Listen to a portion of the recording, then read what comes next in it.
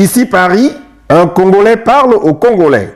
Madame, Monsieur, jeunes et vieux, bonjour. Le peuple congolais civilisé qui a été humilié, trahi, massacré les 17, 20 et 21 octobre 2015, gagnerait-il à prendre part à la prochaine élection présidentielle privée de Sassou Nguesso? Y aller, c'est avaliser le référendum familial anticonstitutionnel dont les résultats staliniens sortis des laboratoires du Mbululand sont honteux. Y participer, c'est accepter le chiffon de constitution Made in Sassoufi. Comment et où quoi faire? Seigneur, vous voyez ce que je n'aime pas chez Sassou?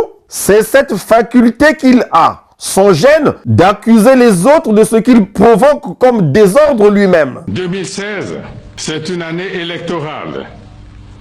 Une année qui, à ce titre, doit de nouveau consacrer notre haute maturité et notre sens élevé de la nation. Cela pour que les échéances politiques à venir, en commençant par l'élection présidentielle dont la date vient d'être fixée, ne fassent pas le lit des diables qui, de temps en temps, quand ils le veulent, nous prennent la tête. À bien voir, c'est lui, le diable qui de temps en temps, quand il le veut, nous prend la tête. Pour preuve, s'il avait seulement agi en homme civilisé et respecté la constitution du 20 janvier 2002, on n'en serait pas là à chercher midi à 14h. Le sang et les larmes des autres n'auraient pas coulé au mois d'octobre dernier aussi facilement que l'eau potable dans les rares robinets de Ngamakoso. Oh, tonton Sassou, toi et le pouvoir, ayez les Kambomosusu. Autant d'athées, finalement. Quel est ce véritable problème que tu as pour vouloir à tout prix te protéger derrière l'immunité présidentielle? Te reprocherais-tu de quelque chose de très grave? Savez-vous pourquoi M. Denis Sassou Nguesso voudrait s'accrocher au pouvoir? Non, dites-le nous. Mais c'est parce qu'il a peur de rendre compte de ses crimes. M. Denis Sassou Nguesso a organisé le deuxième génocide congolais. Le premier génocide, il a organisé avec les Kouyou. Hein? Quand il faisait la traque de Pierre Anga. Vous rappelez-vous de ce qu'il a fait du peuple Kouyou? Mais ils avaient bien zigoué. Le deuxième génocide, c'est lequel? C'est celui de 1998 dans les quartiers sud de Brazzaville et dans la région de Poul, tout et tout. Mais tout ça, il en a conscience.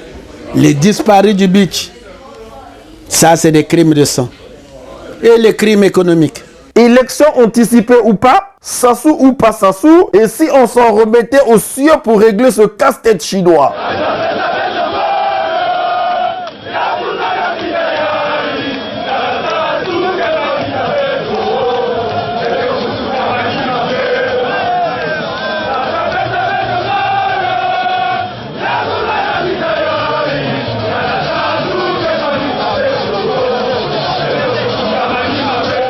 Peuple, soyons pragmatiques. Sassou est soi-disant un général d'armée. Sassou a des armes. Sassou est un grand corrupteur. Sassou a fait tirer à balles réelles sur le peuple pacifique du Congo pour faire voter par ces quelques fanatiques des deux Congos son chiffon de constitution. Sassou est donc prêt à tout pour s'accrocher au pouvoir et ou pour que la chose, entre guillemets, reste dans sa famille. Mais il se trouve que ce Sassou nous offre par ignorance ou par erreur tactique une fenêtre de tir. Saisissons-la, nous n'avons rien à perdre. Organisons-nous sérieusement, évitons les trahisons, serrons-nous les coudes, prenons-le à son propre jeu. Sur ce coup, nous avons la possibilité de le virer sans nous salir les mains. Nous pouvons le battre facilement. Sans s'en rendre compte, le tribaliste poutiste Sassou s'est fait piéger lui-même. Nganga Djibakwati Wonda, puisqu'il s'était persuadé que l'opposition boycotterait sa présidentielle privée, ce qui lui aurait permis de tricher tranquillement comme d'habitude, puis de proclamer un score astronomique imaginaire. Eh ben, prouvons le contraire à ce loser. Allons-y tous à sa kermesse, tête haute, poitrine bombée, et nous allons le battre. Au lendemain de la victoire, après avoir terrassé le Guinarou, nous, les vrais démocrates, nous allons poser de nouveaux jalons pour revenir à la civilisation. Sassou veut de ce scrutin présidentiel anticipé? Il l'aura. Mais que Sassou montre alors patte blanche, que Sassou soit gentleman, que Sassou libère tous les prisonniers d'opinion, qu'il rende la liberté à Marcel Nsourou, qu'il lâche son otage Paulin Makaya, qu'il remette le coq d'autrui à Modeste Boukadia, qu'il a capturé et jeté en prison par zèle, voici quelques jours. Que Sassou accepte que tous ensemble, nous mettons en place la bonne gouvernance électorale, que nous décidons unanimement, la main sur le cœur, d'installer une véritable commission électorale nationale indépendante avec à sa tête un homme d'église. Que Sassou accepte que tous ensemble, nous reprenons le recensement. Si Sassou est sincère, s'il est honnête, s'il aime réellement le Congo, lui qui s'est autoproclamé homme de paix, qu'il ne refuse pas le renouvellement en profondeur du fichier électoral, qu'il ne s'oppose pas au vote électronique, que Sassou montre sa grandeur en faisant de telle sorte, par exemple, que nous ayons tous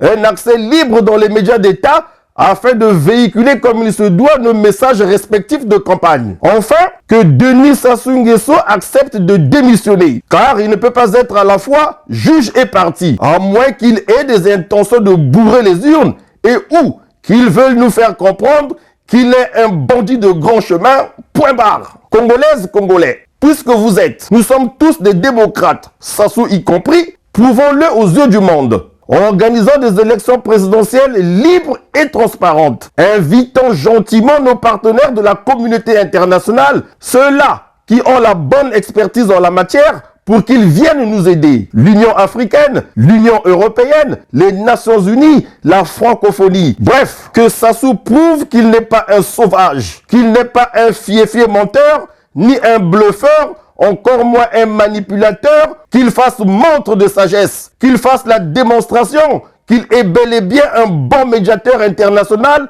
même dans son propre pays, en mettant en application tout ce que j'ai évoqué là-haut. Mwaniba Sassou Nguesso, si tu sors vainqueur de l'élection présidentielle libre et transparente au Congo-Brazzaville, en respectant toutes les conditions dignes d'une élection démocratique, je promets de fouler le sol congolais après 18 ans, Kovo, les pieds nus et ma paire de Weston sur la tête à ma descente d'avion à l'aéroport international de Maya-Maya. Tosami Beko. Jamais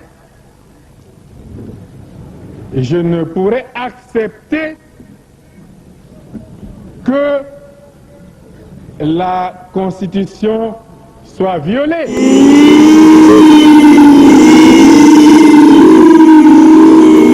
J'insiste pour dire